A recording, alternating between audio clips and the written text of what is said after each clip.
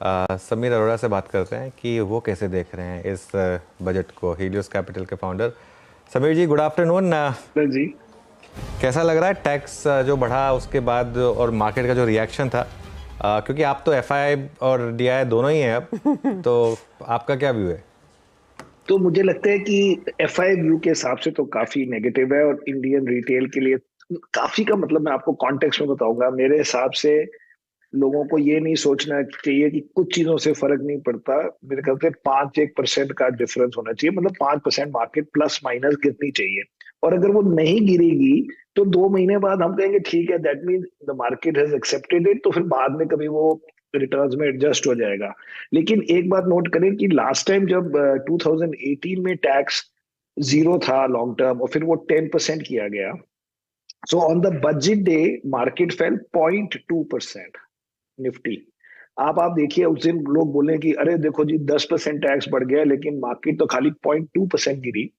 लेकिन उसके बाद 2-3 महीने में mid cap index I think fail 20-30% and large cap index fail 10%। उसके बाद फिर और गिरी जब वो हो गया, क्या कहते हैं, आईएलएफएस का वो हो गया, बट दैट वाज इन सितंबर। तो पहले दिन से मत जाइए, दूसरे दिन से मत जाइए। कंसेप्चुअली अभी हम कई स्टॉक्स में अगर बात करें, कोई ले लें, चलो पिक्चर फिल्म वाला स्टॉक, उसमें जी एक पिक्चर आ गई, वो पिक्चर इस क्वार्टर में इस बढ़ गई तो स्टॉक 10% बढ़ जाता है। वो कभी जिंदगी भर की अर्निंग्स नहीं चेंज करता। आप कहोगे समर आ गई, वोल्टास के या किसी के एसी बिक गए, कोई नहीं बोलता कि ये जिंदगी भर के लिए एसी अब ज्यादा हो गया क्योंकि हर बार समर होगी। कहने का मतलब है एक एक इवेंट, अगर आप बोले लीवर्स का 4% ग्रोथ नहीं है, 4.5% है, वो 5% स्टॉक बढ़ जाता है। तो ये जो डायरेक्ट इंपैक्ट है टैक्स का, डायरेक्ट है, वो इन्वेस्टर के ऊपर डायरेक्ट है। वो कंपनी का ईपीएस का क्या करें, कंपनी के ईपीएस से जो आपका ईपीएस बन रहा है उसमें लेटेस्ट से कि पहले आप 100 रुपए बनाते थे और उसमें 10% लॉन्ग टर्म और 15% शॉर्ट टर्म टैक्स देते थे। सो 50-50-50% ले लीजिए, तो आपका एवरेज टैक्स था 12.5%। और उसके ऊपर 2% सरचार्ज को लोग भूल जाते हैं, वो भी हो गया मोटा माटी। तो आपके 14.5% निकल गए, तो आपका ईपीएस, अपना ईपीएस था 85.5। अब आपका हो गया 12.5 एंड 20 डिवाइड बाई 2 कर लो, 16 पॉइंट समथिंग, और फिर 1.5-2%, 2% सरचार्ज, सो 18, 18.5। तो आपका अब ईपीएस हो गया 82। हर कंपनी के एक एक रुपए की अर्निंग में वो उसको एक ऑर्डर मिल गया, उसको ये मिल गया, रेलवे को ये मिल गया, उसके लिए आप 5-5-10% स्टॉक बढ़ाते हैं जिसका कोई अर्निंग से मतलब हो ना हो, वो 10 साल बाद अर्निंग बने। यहाँ पे अपनी अर्निंग 5-6% कम हो गई, 82 इंस्टेड ऑफ 86, और 82 लिटिल लेस से 85.5, 5% का कोई फर्क नहीं पड़ता। और नहीं ये जिंदगी भर के लिए वो एक एक ऑर्डर की बात होती है। सो कहने का नहीं, मतलब है, समीर कोई Sameer ji, it's not end of the world, but it is मैं ऑल्सो समझ नॉट गया। जीरो। नहीं, मैं आपकी बात समझ गया। मैं बस एक इसमें एक डेविल्स एडवोकेट अगर बनना चाहूँ, एक पॉइंट ये था कि 2018 का आपने एग्जांपल दिया, मुझे वो अच्छे से याद है। उस समय हमारी मार्केट एफआई डोमिनेंट थी और काफ़ी डिपेंड करती थी फ्लोज पर। करेक्ट करेक्ट क्या इस बार ये कारण हो सकता है कि क्योंकि रिटेल के पास और कोई ऑप्शन है नहीं, बेचारा करेक्ट वो करेक्ट। आई मार्केट नो, में डालेगा वो तो शायद ये ना हो मैच करे? सकता है, बट ये जी। इससे कॉन्फिडेंस नहीं आता। कॉन्फिडेंस इसलिए नहीं आता कि आपको किसी को कुछ और पता, मतलब कर नहीं सकते, उनको कुछ पता नहीं है, वो तो रिसर्च नहीं करते, वो तो एनालाइज नहीं करते, वो तो पैसे डाले जा रहे हैं, वो कंसेप्चुअली बुरा लगता है। तो आई अग्री विद दैट, इसलिए मैं कहता हूँ 15-20 दिन वेट कर लो, 1 महीना वेट कर लो, बढ़ नहीं जाएगी मार्केट बहुत ज्यादा। हम तो म्यूचुअल फंड के मतलब प्रोमोटर हैं, तो हम तो रोज बोले हाँ जी आज पैसे डालिए हमारे म्यूचुअल फंड में का, तो 15 दिन वेट कर लो, कुछ नहीं होगा। देखिए तो सही कि वेदर दैट फ्लो अलोन सारी लॉजिक को ओवरकम कर देगा। बेस्ट तरीका ये होता है कि फ्लोज जो आ रहे हैं वो वैल्यूएशन वैल्यू वो देख के आ रहे हैं। ये मतलब सोचने में बुरा लगता है कि ये सब छोड़ो क्योंकि पैसे हैं फंड में बस, जो हमारे पास भी है by the way in are mutual fund. तो इसलिए मैं उसको अभी नहीं फोकस कर रहा। उसको है कि अगर कुछ नहीं हो रहा, हाँ जी चलो ये रीजन है, but that is not the pure reason. मतलब मजा नहीं आता उस रीजन को जस्टिफाई करने का। तो समीर, पोस्ट बजट डायरेक्शनली आपको लग रहा है मार्केट में कुछ बदला है या नहीं आपके लिए, जब आप भारतीय बाजार पर कोई कॉल लेते हैं तेजी या फिर मंदी का इस समय? तो पहली बात यह है जी कि वर्ल्ड में मार्केट्स हमेशा ऊपर होती हैं। आप 10-10 साल का अगर पीरियड लेंगे, एक भी मार्केट नहीं होगी। चाइना भी ठीक ही होगी अगर आप पीरियड थोड़ा सा सिलेक्ट कर लें। आप 2000 टू 2020 लेंगे तो China did better than India. इसलिए डायरेक्शनली कुछ नहीं चेंज होता, इन market will always be better. लेकिन आपके बीच में कोई 10% ग्रो कर रहा है, कोई 12 कर रहा है। कोई भी मार्केट ऐसी नहीं है कि एक 8 कर रहा है और एक 25 कर रहा है ओवर लॉन्ग पीरियड। तो ये सारा गेम इतना ही है कि 5-6% आपके अगर वेस्ट हो गए या निकल गए तो आपके 6 महीने जिंदगी के निकल गए, अब उसके बाद शुरू करोगे, लेकिन वो कैचअप नहीं होता। तो अगर बिग पिक्चर डायरेक्शन लें कि जी 10 साल में क्या होगा, वो बहुत बढ़िया है। आपको जी 5 साल में क्या है, बहुत बढ़िया है। आपको जी 2 साल में हम कहेंगे ठीक ठीक है। आपको जी 1 महीने में हम कहेंगे बड़े नर्वस है। तो ये है स्टोरी। इसलिए इन दोनों को मिक्स करने से तो हर आदमी आके बोलेगा बहुत बढ़िया जी, India catch up story, which I agree. And मैं उसका सबसे बड़ा बेनिफिशियरी होगा क्योंकि एफआई भी है और म्यूचुअल फंड भी है। लेकिन आई एम अज्यूमिंग कि ये डिस्कशन है कि अभी क्या होगा। ये डिस्कशन उन फंड मैनेजर्स की तरह नहीं है कि 5 साल के लिए बहुत बढ़िया स्टोरी है, वो उसको कितना कोई खराब कर देगा बीच में आके, कोई नहीं खराब कर सकता ना हुई। तो वो तो अंडरस्टूड है जी। ओके समीर जी, एक और चीज़, एक और स्पेस जो कि एक सेक्टर इटसेल्फ है, एक एसेट क्लास है, और वो हमको एक इक्विटी का एक्सपोजर लेने का भी जरिया देता है, रियल स्टेट। और जो इंडेक्सिंग हटाई गई है यहाँ से, इसका इम्पैक्ट क्या देख रहे हैं आप? इंडेक्सेशन हटने से अब जो ये इम्पैक्ट पड़ेगा, स्पेशली जो इन्वेस्टमेंट डिमांड थी उस पर तो इम्पैक्ट पड़ेगा ही। करेक्ट। क्या कैसे रीड करना है आप इसको? रियल एस्टेट में मुझे नहीं लगता नेगेटिव है वैसे, इन द सेंस कि जो रियल एस्टेट के जो पुराने एसेट्स है आपके पास, वो दादे परदादे के, उसका उसका न्यू डिमांड से क्या मतलब, उनको थोड़ा ज्यादा टैक्स देना पड़े या कम देना पड़े। बट एक बात है कि हमने कब लास्ट 20 सालों में बोला कि रियल एस्टेट में अगर इन्वेस्टर्स आए तो अच्छी बात होती है। हम हमेशा बोलते आए हैं कि रियल एस्टेट गवर्नमेंट की तरफ से भी, इकोनॉमी की तरफ से भी, कि एंड यूजर्स के लिए होती है रियल एस्टेट। सिंगापुर में क्योंकि रियल एस्टेट प्राइसेस बढ़ गई थी, गवर्नमेंट ने टैक्स बढ़ा दिया, which is called additional stamp duty, foreigner पे लगा दिया 60% का, जो जीरो था, कि भाई रियल एस्टेट ना ज्यादा बढ़ जाए ताकि एंड यूजर के लिए अफोर्डेबल हो। इसलिए अगर कोई बोले कि रियल एस्टेट में डिमांड आएगी क्योंकि इन्वेस्टर्स आ जाएंगे, ये तो हमारे 15-20 साल से हमारी गवर्नमेंट से सारी, including BJP government, were saying two things कि आप रियल एस्टेट में और गोल्ड वगैरह में ज्यादा ना इन्वेस्ट करें, या फाइनेंशियलाइजेशन हो रही है इकोनॉमी। हमारे तो स्लाइड बनाए हुए हैं अपने इंडिया की प्रेजेंटेशन में कि कैसे फाइनेंशियलाइजेशन हो रही है, loans to MSME, to micro finance, to credit card, to mutual fund, insurance, stock exchanges. और उसी के अगेंस्ट जाके इकोनॉमिक सर्वे में बोला कि ये बहुत ज्यादा हो गई है फाइनेंशियलाइजेशन। एंड फिर सेकेंडली साइमल्टेनियसली गोल्ड की प्राइसेस कम कर दी। बट रियल एस्टेट में आई थिंक सेपरेटली कोई नुकसान नहीं हुआ, I mean in sense it's not bad, but I don't think कि क्वालिटी ऑफ कि भाई इन्वेस्टर आएंगे is a good thing in life. नहीं सर, बहुत बहुत शानदार बात कही आपने। मेरा अगला सवाल यही था कि मैसेजिंग कंफ्यूजिंग हो रही है ना। फिर एक तरफ तो आप डिजिटाइजेशन की बात करें, तरफ लिख दिया कि 2008 का एग्जांपल दे दिया कि ओवर फाइनेंशियलाइजेशन नहीं होना चाहिए, और फिर वो लोगों को बोला कि हाँ, लोगों को बोला था कि सॉवरेन गोल्ड लो, लेकिन वो गोल्ड के प्राइस गिर गए। तो कहीं ना कहीं थोड़ा कंफ्यूजन है। तो क्या उससे फाइनेंशियलाइजेशन को कोई नहीं डिस्प्यूट कर सकता कि हम अपने आप, इंडिया भी कर रहा था, and that it is a good thing. तो वो थोड़ा हो गया, बट इट्स ओके, मतलब इसे छोटी मोटी चीजें चलती रहती है उसमें। That's what I am saying. आप अगर आप लॉन्ग टर्म बात करो तो क्या गलत है? कुछ नहीं गलत। आप कहो कि ये 5% टैक्स को ऐसे आपने ऐड कर दिया और किसी को फर्क ना पड़े, मुझे खाली इस लाइन से ऑब्जेक्शन है कि कोई आके बोले it does not matter. If it does not matter, आप अगर ब्रोकिंग के हेड हो तो आप क्या 50-50 पेज की हमें रोज रिपोर्ट भेजते हो कि किसी टेक कंपनी ने 2% गाइडेंस को 2.5 कर दिया तो इसलिए 6% मैंने प्राइस टारगेट बढ़ा दिया। ऐसी होती है ना लाइफ, और ये तो डायरेक्ट है। बिल्कुल वो नहीं, बात वो बिल्कुल सही है। अच्छा, क्योंकि इतना माइंड स्पेस और इतना रियल एस्टेट कंज्यूम किया इस पार्ट ने बजट के, बाकी का पार्ट शायद डिस्कस उतना हो नहीं पाया। समीर जी, ओवरऑल वैसे बजट कैसा था? बहुत अच्छा था एक्चुअली। सबसे अच्छा था कि 4.9% फिस्कल डेफिसिट का टारगेट रखना, जो कि आराम से आप 5.1 रख सकते थे। आपको साथ में आरबीआई का वो भी मिला था, डिविडेंड। मींस कि मुझे लगता है कि लास्ट नेक्स्ट 3-4 महीने में, मे बी जब पता नहीं बजट जब एक्सेप्ट पार्लियामेंट में हो जाए जो भी, उसके बाद मुझे लगता है कि रेटिंग अपग्रेड हो सकता है। क्योंकि ये किसी ना किसी पर्पस से इतना टाइट रखा गया है physical deficit. 4.9% is beyond anybody's imagination and is a brilliant thing. और आपने पॉपुलर ज्यादा किया, इवन आपने बिहार वगैरह को कोई ऐसे नहीं दिए, आपने कहा ये सपोर्ट करेंगे वो सपोर्ट करेंगे, आप मल्टीलैटरल से ले आओ ये करो। So actually it was a very good budget. But वो होता क्या है कि हर बजट में एक आध चीज होती है जिससे वो ड्राइव होता है। तो मुझे वो टैक्स का ज्यादा लगा, बिकॉज आपने शॉर्ट टर्म भी बढ़ा दिया, लॉन्ग टर्म भी बढ़ा दिया, एसटीटी भी बढ़ा दिया, वो सब चीजें बढ़ा दी।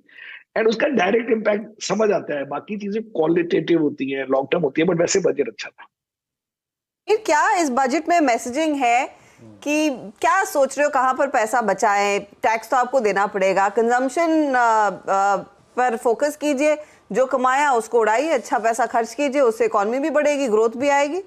क्या कंजम्पशन फ्यूल कर रहा है ये बजट? मुझे नहीं लगता कि बहुत ज्यादा कंजम्पशन इससे फ्यूल होगी, बिकॉज अगर आप इंडिविजुअली देखें तो कुछ 17-15 हजार रुपए मिले हैं वो भी सैलरी सॉरी टैक्स पेयर को।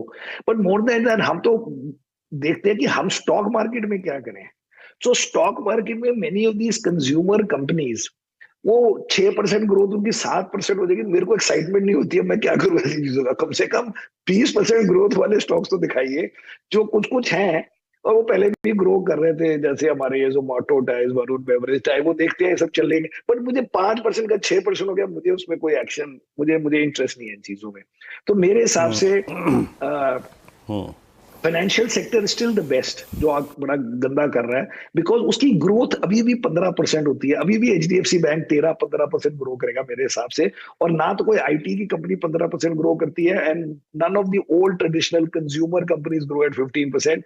अभी कंज्यूमर ड्यूरेबल्स भी मुझे नहीं लगता 15% ग्रो करेंगे आफ्टर सम टाइम। उनकी गर्मी में बिक गई चीजें, अब वो फिर अगली गर्मी में भगवान का नाम लेंगे कि और गर्मी हो जाए, वो सब नहीं होता, या होगा तो अगले साल पता लगेगा। सबसे मेरे को रिलेटिवली वो अच्छा लगता है। एंड सेकेंडली, कंज्यूमर में, as I told you, we have these high growth consumer, we don't want this 5% वाली कंपनियां, बिकॉज मल्टीपल सबके 30, 40, 50 होते हैं। ये नहीं है कि कोई 20 मल्टीपल पे कंपनी मिल रही है कंज्यूमर में किसी को।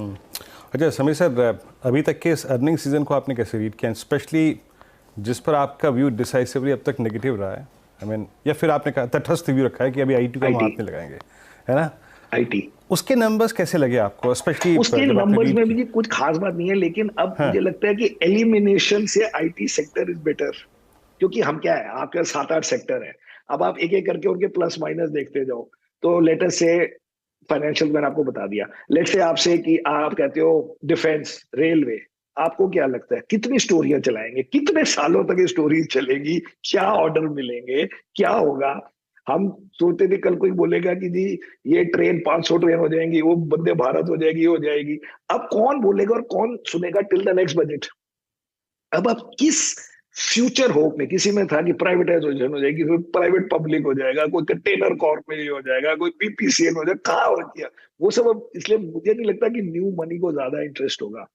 सो अब आपके पास है financial which is okay, consumer which some parts are okay, and then you are left with IT, जिसके रिजल्ट मुझे नहीं लगता कि बड़े अच्छे थे, बट समबडी कैन से कि चलो बॉटम हो गया उनको, अब अगले साल दैट इज 26 में कुछ ग्रोथ नजर आएगी। And so on the margin, although हमने नहीं लिया, हमने एक ही स्टॉक लिया है उसके बाद, मतलब मेरे पास 2 हैं, पहले एक होता था, 2 हो गए हैं, बट फिर भी मैं बिना ओन करे कहता हूँ शायद वो बेटर है सबसे, मतलब आफ्टर फाइनेंशियल। मैं समझता हूँ आपका बहुत बड़ा पोजीशन है फाइनेंशियल्स में, लेकिन क्या थोड़ा सा आपको नहीं लगता कि इस समय मतलब आप कहीं जिद में तो नहीं बैठे कि नहीं मेरे को फाइनेंशियल्स में ही रहना है? क्योंकि फाइनेंशियल्स के देखिए नंबर्स नहीं आ रहे हैं, वो डिपॉजिट भी उनको नहीं मिल रहे हैं, निम्स पे भी प्रेशर है, तो प्रेशर तो है काफी हद तक। आप बैंक की बात कर रहे, नहीं मैं जनरल बात कर रहा था पहले, बट मुझे एक और भी है बाय द वे। हमने मुझे नहीं लगता कि आज ये जो जैसे स्टॉक्स दिखा रहे हैं कि जी आपका एसटीटी, मतलब ये फ्यूचर्स एंड ऑप्शंस की स्टोरी खत्म हो गई है कि जी आपका एसटीटी बढ़ा दिया तो 5-5, 8-8% ये स्टॉक एक्सचेंज वाले स्टॉक्स बढ़ा दो या कमोडिटी एक्सचेंज वाले। ऐसे आपको लगता है कि सेबी चेयरमैन ने कहा कि देयर इज अ प्रॉब्लम, लेकिन वो एक्चुअली फाइनेंस मिनिस्टर की तरफ से बात कर रही थी कि भाई अब आप कर लेना जो करना है। जब आपने एज चेयरमैन ऑफ सेबी बोला कि this is a serious issue, तो क्या मतलब आप बेसिकली फाइनेंस मिनिस्टर को बोल रहे थे कि मैंने स्पीच दे दी है, अब आप अपने बजट में सब कर लेना, मैंने आउटलाइन कर दिया हुआ है? नहीं, आपको करना है वो। ये सब चीजें 1 मिनट में खत्म हो जाएंगी तो इतना गेम क्या बना। सो अभी बड़ी चर्निंग होनी है। Even I agree with all these bank shanks, ये सब अब रिव्यू करना पड़ेगा 10-15 दिन बाद। अभी रिजल्ट आया फ्राइडे को, सैटरडे को, उसके बाद एकदम बजट का काम था, शांति से। मैं तो छुट्टी पर हूँ, ना भागे जा रहा है ऊपर ना भागे जा रहा है नीचे कि मैं अगले दिन सुबह उठ के सब चीजें डिसाइड करूं सीरियस वाली। बट आई थिंक सब कुछ नया हो गया, थोड़ा बहुत रोटेशन होगी सब जगह, from commodity, it's not commodity, sorry, capex infra type to this, from little bit of consumer to this, कोई IT, कोई financial काम, ज्यादा सब होगा। अभी 1 महीने में बताएंगे आपको सब बातें। पर अभी तो ये है जो आपको बता दिया, और अभी कोई हमने सोचा भी नहीं है कि मैं कोई कर चुका हूँ आइडिया और आपको बता नहीं रहा, बट अभी it's okay, these are all. Sameer, क्योंकि आपने आईटी मेंशन किया तो मुझे याद है कुछ महीने पहले आप एब्सोल्युटली नेगेटिव थे, जीरो थे, वहां पर कुछ एक्सपोजर नहीं था, तो बढ़ने लगा है। नहीं, एक था KPIT, वो था। जब मैं जीरो बोलता था, I used to always say कि नहीं सॉरी एक्चुअली एक है, but we used to think it is like a zero. 2.5 साल से एक ही स्टॉक था, तो अब हमने एक और लिया है। दैट्स व्हाई सेइंग, मेरे को लगता है मार्जिनली, मेरे पास अभी नहीं है, हमने कोई मीटिंग नहीं करी है, कोई कॉल नहीं करी है इंटरनली, बट मुझे लगता है on the margin by looking कि आप क्या लोगे, IT looks a little better than many of the others, but maybe in the end we say नहीं लेना। वो देखते हैं ना 10-15 दिन। मेरा मतलब किसी में हबड़ा दबड़ी नहीं है, बिकॉज ना वो ऊपर जा रहे हैं ना वो नीचे जा रहे हैं। मेरे हिसाब से मार्केट ऐसी चलती रहेगी, और 4-5% मुझे लगता है शायद करेक्ट होने में ज्यादा फेयर होगा अगर वैसे हो। अच्छा, कल टाइटन में इस तरह की तेजी बन रही थी जैसे आज लेने का मौका ही नहीं मिलता, considering of course duty cut देखने को मिला था। टाइटन कंसिडरिंग एक अंडर परफॉर्मर रहा है, इसके पियर्स का ज्यादा बेहतर प्रदर्शन था पिछले क्वार्टर में, और वो Q1 अपडेट्स में भी दिखाई दिया। इससे कुछ उम्मीद है क्या आगे बेहतर करने की? पता नहीं जी, मैं इंडिविजुअल स्टॉक्स में कईयों में नहीं बोलता, कईयों में बोल देता हूँ, बट बिग पिक्चर में अगर आप गोल्ड स्टॉक्स की बात करें तो मुझे नहीं लगता कि 9% या जो भी कट होने से बहुत लाइफ चेंज हो गई। बिकॉज पहले क्या होगा, आप लिख के ले लो कि पहले एक क्वार्टर में कहेंगे हमारी ग्रोथ बढ़ी है, लेकिन हमारा वन ऑफ लॉस है, क्योंकि हमारा कुछ इन्वेंट्री था, कुछ यहाँ पे पड़ा था, कुछ वहां पड़ा था, वन ऑफ लॉस आप लिख के ले लो होने वाला है। उसके बाद 2 क्वार्टर के बाद कहेंगे वन ऑफ लॉस नहीं है, बट वो वन ऑफ गेन भी खत्म हो गया। सो एंड में कोई फर्क नहीं पड़ना, बट मार्केट विल से वो वन ऑफ लॉस है, ये परमानेंट है। Second thing is 9% fall in gold को एनालाइज करना बड़ा आसान है। 9% लोअर प्राइसेस गोल्ड की थी 6 महीने पहले, फिर क्या हो गया, फिर भी हम शादी के दिन गिनते रह गए, इतनी शादियां नहीं है। That's what I am saying.